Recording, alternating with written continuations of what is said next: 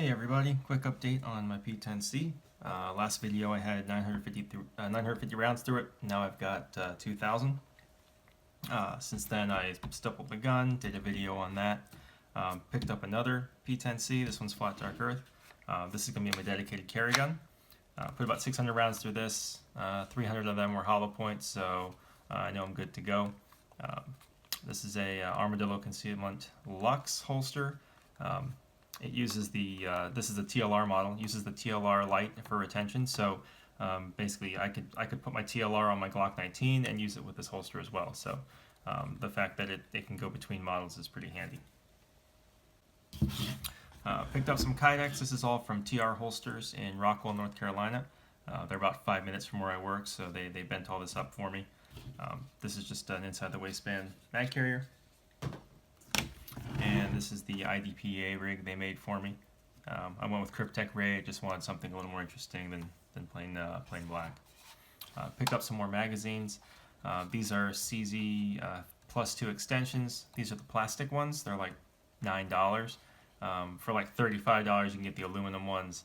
I didn't really see a need for them. The mags drop out just fine. That I don't think I need the extra weight. And as far as durability, these seem fine.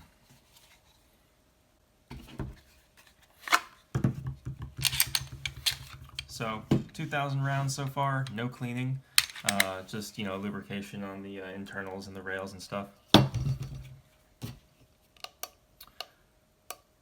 Last time the trigger was pulling about 5 pounds 4 ounces. Now I'm at 5 pounds 1 ounce. Try one more. Yeah, there you go, 5 pounds 1 ounce. So the trigger's gotten just a little bit lighter. I did change the striker spring to a 5-pound Glock striker spring. Took about half a pound of weight off of it. And the other thing I noticed, it's a lot smoother on the take-up. Something about that spring just drags less inside of the tunnel. Since this is a competition gun, replaced the guide rod. So I cut the end off of the plastic guide rod and pulled the spring off, put it with this stainless steel guide rod. This is from a 3rd gen Glock 17.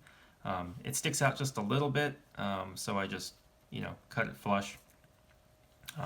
I did try a 3rd gen Glock 19 spring, which I believe is 18 pounds.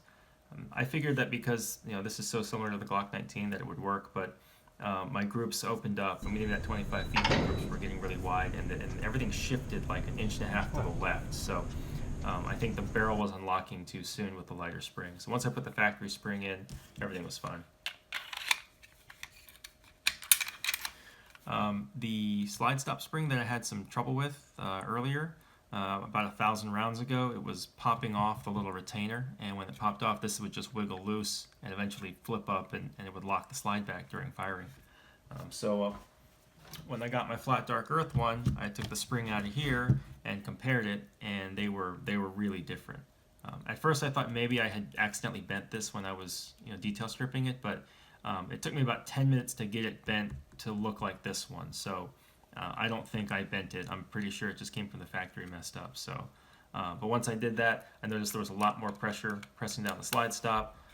The gun would auto forward when I slammed the mag home, which a lot of people said it should do, and it wasn't doing it with this one. But once I changed that spring, it's been fine. No issues there.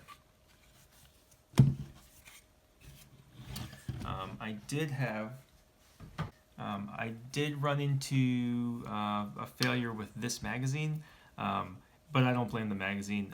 Normally I would clean my mags after every range session, but I decided just to hold off and just see how long I could go without cleaning these.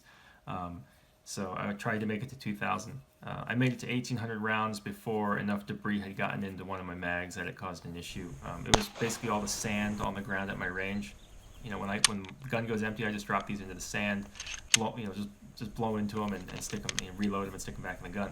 And eventually enough sand got in there that it was binding up the follower, and it was causing it the rounds to nosedive on the feed ramp. So I came home and I went and cleaned my mags like you're supposed to.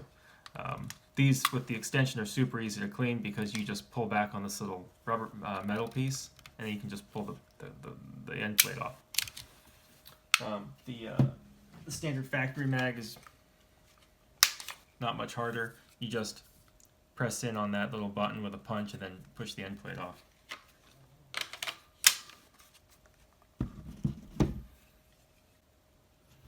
It's a lot easier than, say, like a factory Glock mag.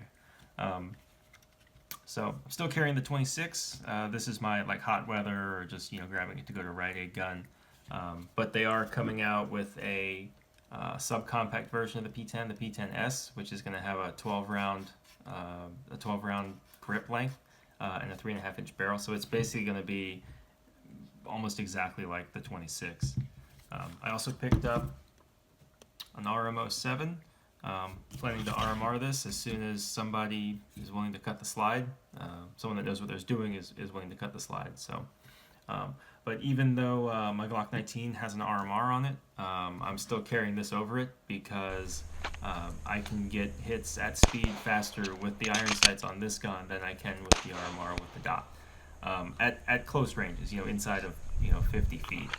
You get out to 25 yards, and yeah, the dot's gonna help you when you're slowing things down. But I'm just quicker and faster with this gun. Just something about the way it shoots, and just something about the way it handles. So that's about it for me.